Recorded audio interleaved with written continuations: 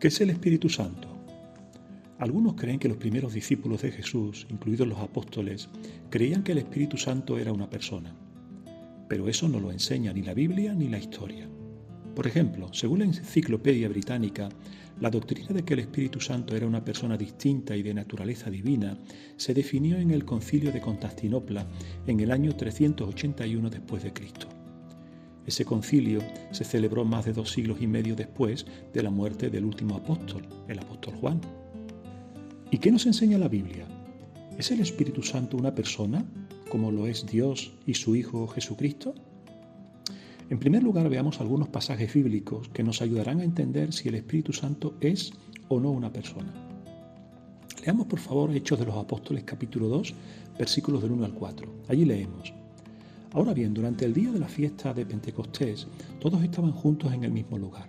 De repente se oyó un ruido desde el cielo como el de una fuerte ráfaga de viento y llenó toda la casa donde estaban sentados. Y vieron aparecer algo similar a lenguas de fuego que se fueron repartiendo y posando, una sobre cada uno de ellos. Todos se llenaron de Espíritu Santo y comenzaron a hablar en diferentes idiomas, así como el Espíritu los capacitaba para hablar. Bien, hemos leído que aquellos 120 discípulos reunidos, todos se llenaron de Espíritu Santo.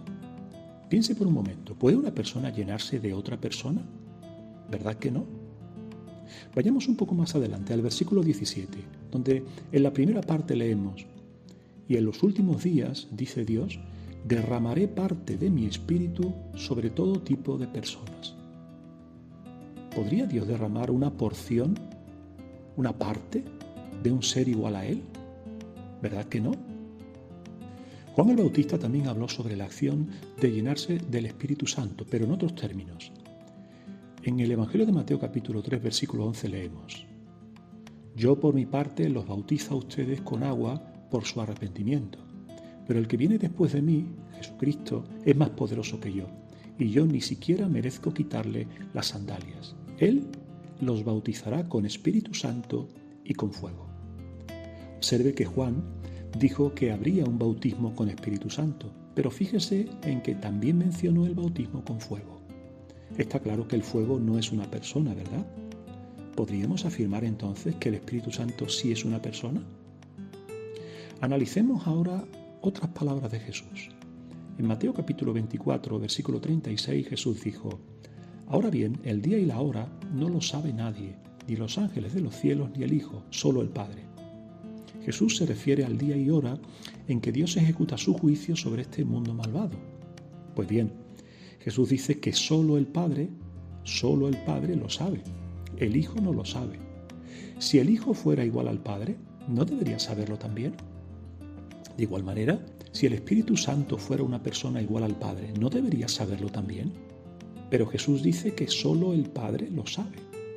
Observe además que Jesús se refiere a otras personas que podrían saberlo, como los ángeles de los cielos y el Hijo, pero no hace ni referencia al Espíritu Santo. Si este fuera una persona, ¿no debería haberlo mencionado también, ya sea porque sepa o no sepa algo tan importante? Así que de acuerdo con los textos que hemos analizado, el Espíritu Santo no es una persona. Pero quizás alguien diga: pero la Biblia habla del Espíritu Santo con características propias de una persona, así que debe serlo. Por ejemplo, Jesús presentó al Espíritu Santo como una persona que nos ayudará y enseñará.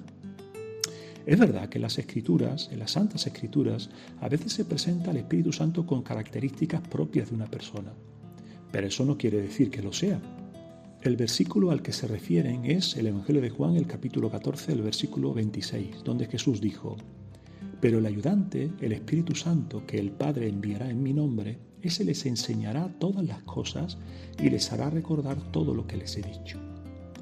Observe que cuando Jesús habló del Espíritu Santo como ayudante, dijo: el Espíritu Santo que el Padre enviará en mi nombre. Así el Padre ejerce autoridad sobre el Espíritu Santo, es Él quien lo envía. ¿Pueden ser el Padre y el Espíritu Santo iguales? Por otra parte, ¿en qué sentido es el Espíritu Santo un ayudante? ¿No le parece que Jesús pudo haber usado lenguaje figurado? ¿Por qué decimos esto? Pongamos 2 ejemplos. En el Evangelio de Lucas, capítulo 7, versículo 35, Jesús mismo dijo: De todos modos, la sabiduría queda probada justa por todos sus hijos. ¿Diría usted que la sabiduría es una persona y que de verdad tiene hijos? Claro que no. Es obvio que estaba hablando en sentido figurado.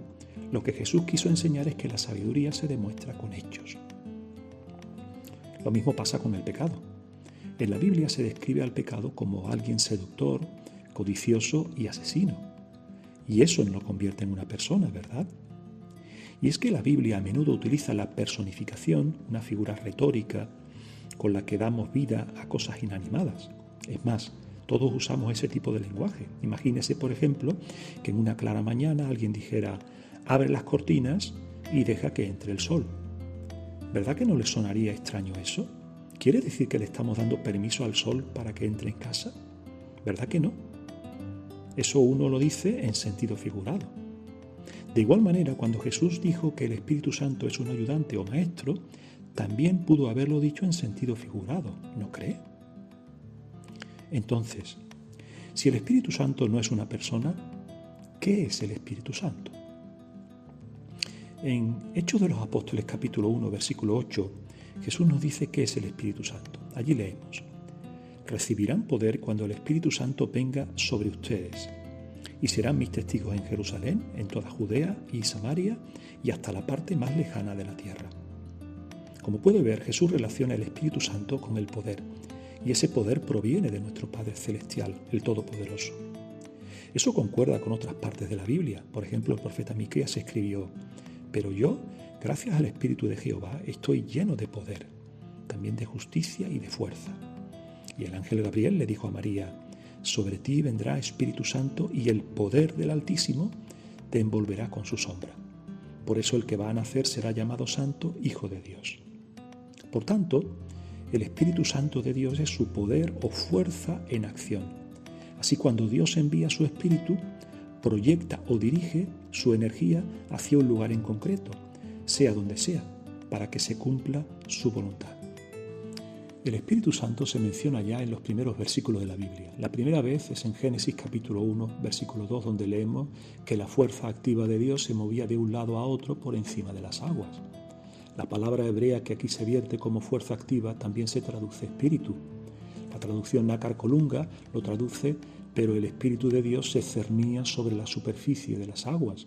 Otras traducciones lo vierten como un viento de Dios, el aliento de Dios o el soplo de Dios se movía sobre la superficie de las aguas. En la Biblia, la palabra espíritu corresponde a los términos ruach en hebreo y neuma en griego.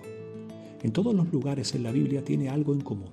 Se refieren a cosas que son invisibles a la vista humana, pero que producen efectos visibles.